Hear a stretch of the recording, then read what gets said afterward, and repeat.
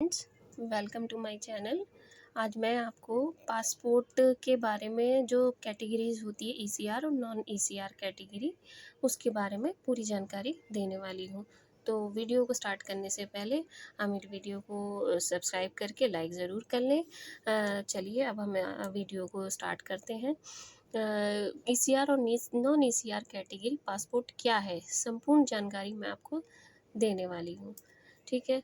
दोस्तों, विदेश यात्रा किसको पसंद नहीं है। आज हर कोई बिजनेस, शिक्षा, चिकित्सा या भ्रमण के लिए विदेश यात्रा करते ही रहते हैं। विदेश यात्रा के लिए हमारे पास पासपोर्ट का रहना बहुत ही ज़रूरी है। इसके लिए हमें आवेदन करना होता है पासपोर्ट।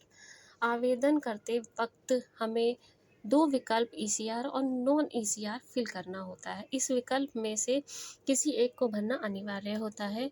यहीं पर लोग ये सोच में पड़ जाते हैं कि नॉन ईसीआर मीनिंग क्या है, तो ईसीआर का मतलब क्या होता है। तो चलिए मैं आपको बताना शुरू करती हूँ। पहले तो मैं ये बता देती हूँ कि पासपोर्ट क्या होता है। पासपोर्ट किसी भी देश की एक ऐसी आइडेंटिटी होती है जो उस देश के व्यक्ति को अंतर्राष्ट्रीय यात्रा करने के लिए विशेष पहचान और नागरिकता का परिचय कराती है। किसी को भी घूमने के पर्पस से या एजुकेशन के पर्पस से या कह सकते हैं कि हमें बिज़नेस के पर्पस से, जॉब के पर्पस से, किसी भी पर्पस से हमें विदेश में यात्रा करनी हो, किसी भी कंट्री में यात्रा करनी हो, तो उसके लिए हमें पासपोर्ट का होना ज़रूरी है। भारतीय पासपोर्ट एक्ट में इसे 2 कैटेगरी में बांटा गया है। पहला ईसीआर और दूसरा नॉन ईसीआर।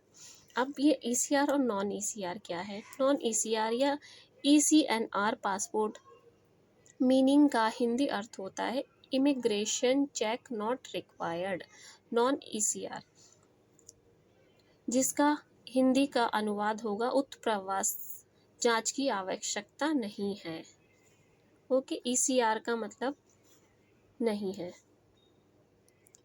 पासपोर्ट बनाते वक्त नॉन ईसीआर या ईसीएनआर कैटेगरी में वे व्यक्ति शामिल होते हैं जो काफ़ी पढ़े लिखे या विशेष योग्यता वाले होते हैं, जैसे कि डॉक्टर, वकील, इंजीनियर, प्रोफेसर आदि। चूँकि ऐसी व्यक्ति 10वीं कक्षा से उच्च श्रेणी की पढ़ाई कर चुके होते हैं, इसलिए पासपोर्ट आवेदन के दौरान इन्हें ईसीआर कैटेगरी में नहीं बल्कि नॉन ईसीआर कैटेगरी में रखा जाता है।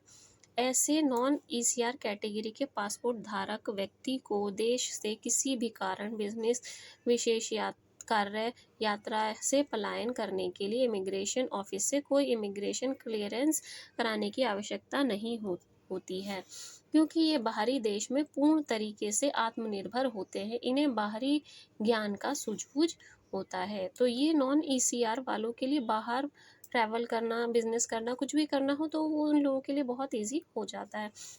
अब ईसीआर पासपोर्ट क्या है। ECR passport meaning in Hindi.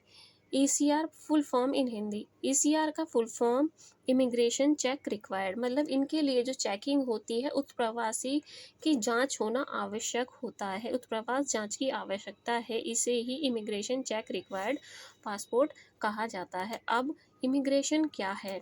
Immigration का मतलब होता है पलायन करने से।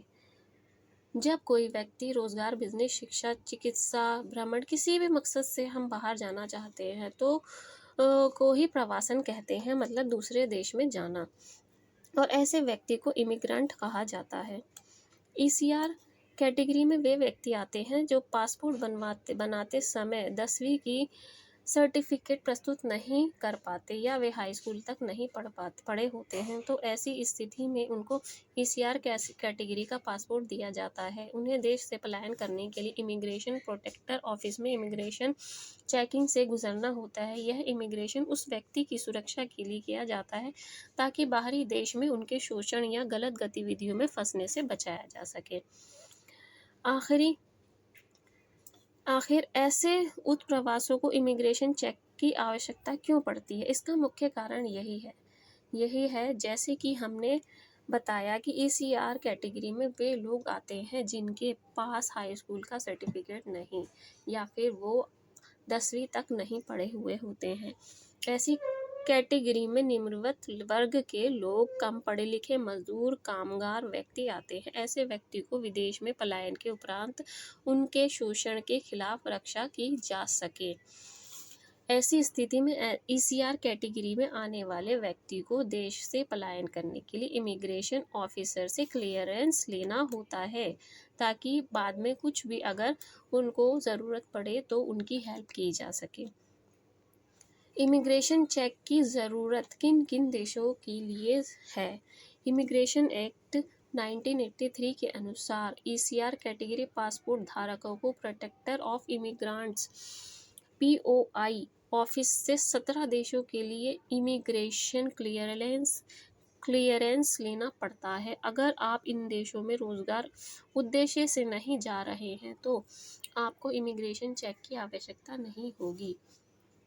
ठीक है, अब जो कंट्रीज़ हैं वो मैं आपको बता देती हूँ। संयुक्त अरब, United Arab Emirates, kingdom of Saudi Arabia, Qatar, Oman, Kuwait, Bahrain,